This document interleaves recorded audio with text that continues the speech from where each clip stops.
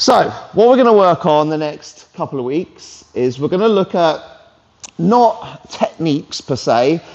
We're going to look at controlling and pinning our partner from like top position. So in my mind, obviously this is all going to be like my opinion and what I've learned over the years. Obviously there's one thing, me showing you how to do a triangle choke. Triangle choke is quite standard. Showing you how to do a choke from side control, quite standard. You grip here, you do this. I feel like control is more like concepts and goals we need to be trying to hit rather than me saying you absolutely need to put your hand here, you absolutely need to put your hand there. It's more something like making sure we're controlling our partner's rotation from this position. Or we can place our hand here and it will stop our partner from doing this rather than like specific techniques. So what I want you to just start with is just trying to position your body so that we are initially managing this position. So what you'll see a lot is that in the side control, you'll be asked to put the pressure from the top. In my opinion, we want to make sure that we're stopping the rotation.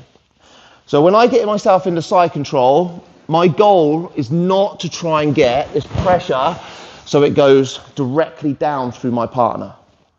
So if I put the pressure directly down, he still has the ability to lift this hip up and he still has the ability to lift this hip up. What I more want to do is be able to hit my partner from a sideways position. Also, when I put the pressure like directly from the top here, the problem is, not too loud, just getting the, watch the microphone, is that my head gets too far over the top. Now, how many of you in your rolling so far have been in this position and then all of a sudden you've been rolled up over the top because you've just overcommitted too much? Beginners do it all the time. Is they get themselves into this top position, they've overcommitted too far on this side, and then they haven't got enough weight on that side to be able to stop ourselves from being rolled over, particularly if you're rolling with a heavier, stronger person. So the way that I like to look at my pressure from side control is by coming in at the side with the pressure. So not putting my chest here, but dropping my body off slightly, and I'm like pushing into my partner from the side. So here, where my head is looking down at the mat, or here, pushing in from the side, using my toes to make that pressure help, and also now I'm looking down at the at his gi, at his arm. So it's a lot less likely that I'm going to get thrown over the top. With the pressure going in this direction, it stops him from being able to turn back in towards me. If I go here, just move your hips in, a little easier for him to move in. If I put the pressure here, I'm like rotating him in that direction, so he has to work quite hard to start turning in towards me. Now obviously, we don't want just that, we want a counter pressure as well. So when I put this body into here to pressure, and it can be my chest, or it can be like my hip here as well, and drive my hip into my partner, or it can be like my leg that pushes into his hip and just drop my chest off and push. But I want counter pressure in the opposite direction. Because although if he turns this way, I do get to take his back, my goal here is to maintain side control position. So once we've got like this pressure from the side, we're also going to think about counter pressure on the opposite side. So now if he starts trying to rotate in towards me, it's difficult. If he tries to rotate away from me, it's difficult. And I haven't done anything else like with this arm yet. This is just my body in the right position and my elbow in the right position. This arm is going to play a key role. So this arm is either going to be taking care of this arm, which again is going to help with rotation. If he wants to try to turn himself in towards me, he needs the elbow to drop to the floor. So I want to make sure I'm keeping this elbow off the floor. If the elbow is not an issue, this hand is going to be controlling his neck. So this can be done in a number of different ways, depending on whether I'm high up on the body or whether I'm low down on the body. If I'm high up on the body, I want to go deep.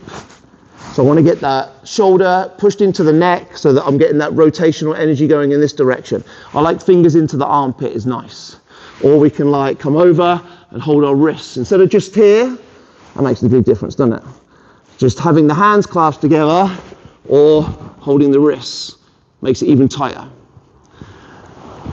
Or if I'm controlling the lower part of the body here, then I just want to place the hand onto the floor, and every time he starts trying to turn his head in towards me, I straighten the arm.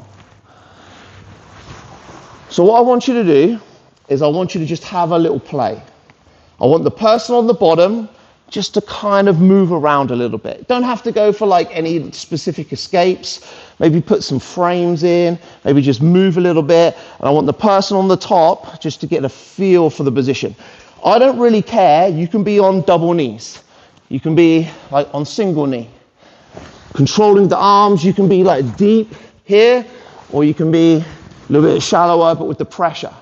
But what I want you to think about is how you're positioning your body. If my eyes are looking at his gi, generally I'm going to be in the right place. Now, is there a chance he can still get his knee in? Of course. And that's why we have some other little things that we can work on to help with that. But for now, I want you to just think about getting yourself in a good position. He's just going to start to move around, and we're just going to try to keep the position nice and tight. Make sure that we're not overcommitting. Drop off if you need to. And also, just be free flowing. It should be like you're riding your partner. Not like that. Not like that. But just feeling the way that they're moving, not be in so tight that you can't even move. You like just put yourself in a position. If he starts to roll you over, be free. Put the hand out. If he starts turning towards you a little bit, just kind of like ride the position and then back. A good analogy is to be like a bag of sand on top of your partner. Not be too rigid. Just kind of move yourself around with them, float around with them, ride them.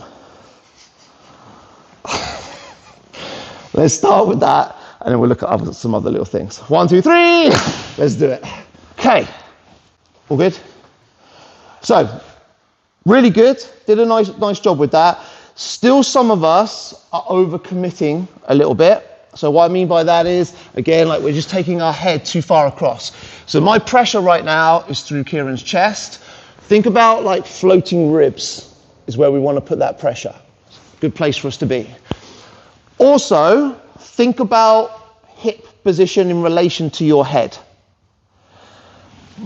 Almost like 99% of the time, we want to make sure that our head is in line with our hips, or our hips are below our head. So for example, like here in the side control position, my hips and my head are in line with each other, so it works. Here, my hips are below my head, so it works. If I start doing this here, then I'm going to get rolled over the top. Same thing, like for example, if we went to knee on belly. If I went to knee on belly, and I went to here, my head is higher than my hips, I'm good. But if I stay low, and I lift my hips up here, then I'm going to get rolled over the top. So if I want to come up to this high position, I put my head above my hips. So just have a think about where your head and your hips are in relation. Right, next thing I want you to work on. Super simple drill, but really, really important. Rotation. In a side control position, I want to make sure that I keep his shoulders flat on the mat. That is my goal, essentially, is to keep him flat to the floor. So we're going to play like a little game here. Basically, his job is not to escape. It is just to rotate himself towards me or rotate himself away from me. And then you guys got to figure out how are we going to maintain that position and not let him do it. So without me doing much at all, Kieran just pulls himself into a normal position and he starts. So we're not doing knee in. All your job is just to rotate towards me. That's all he wants to do for this drill, is he wants to get his shoulders off the floor and expose his back here. Or if I'm doing a good job at pushing him flat, he can start to roll himself away. And my job is to manage that. So how are we going to manage that? Obviously, using our body, using control of our arms on the shoulders. But a big way for us to manage this is by controlling either the hips or their arms. So for example, if he starts turning in towards me here, one way that I can deal with this is come underneath his arm and start driving his arm off the floor. If he starts to turn away from me, come underneath the arm on the far side. So he wants to get his elbows to the floor so he can start working up to his hips and his knees. I want to make sure those elbows don't go to the floor. Or if he's doing a lot of work with his hips, how can I manage that? So if he's starting to turn away from me, I can use my elbow to drive his hips back down. If he starts turning towards me, I can use my hand, like drive him flat. So all I want this person to do is start thinking about rotating in towards. This is his goal, or this is his goal. My job is that goal. I just manage him. Manage him by pulling up on arms, pulling up on elbows, controlling hips, still using my body in whichever way that I can to keep him flat to the floor. You guys have a little think about see how you can do it. Just try to keep in mind all the other things we talked about. Not going full tripod here. Not going like full pressure, woohoo, over the top. Still to a certain extent be like free on your partner. That sack of sand, just like nice and loose. If I do start to get thrown over the top a little bit, I base my hand, come back in, just float on my partner. I won't say ride again. All right, let's have a little play. 1, 2, 3. Although this is not exactly what we're going to work on next, we're going to do one more thing for today and then move on. It's important that we have the ability to adapt ourselves depending on the situation in there. Like a few of you are finding a position that I've said is a good position. So for example, you're getting here and you're getting this tightness and you're on your knees and you're like tight and you're not overcommitting and you're like, yes, this is great.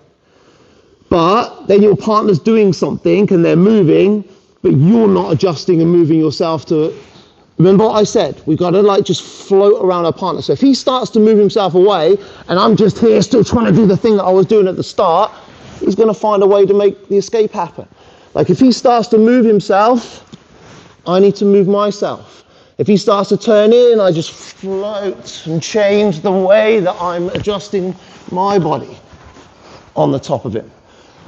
So yes, we want to be tight. Yes, we kind of want to have some of those concepts that we've talked about, but also we need to make sure that we are willing to change as well and just kind of float with what my partner's looking for. All right, last thing I want you to do is think about dealing with frames. Because one of the only ways that this guy is going to be able to get himself out of this position, yes, he can try to move his hips.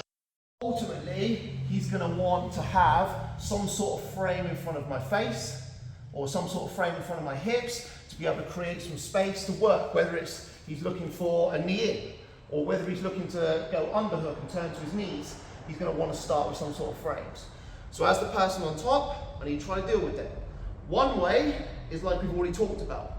We can use like the arms underneath the elbows and take those frames away. You see how that little adjustment there? He's got his arm into the frame, I've come underneath the tricep. Now he's just being a pain. And get that, look at, now he doesn't have any frame on my hips. So I have nothing between my body and his body to stop me.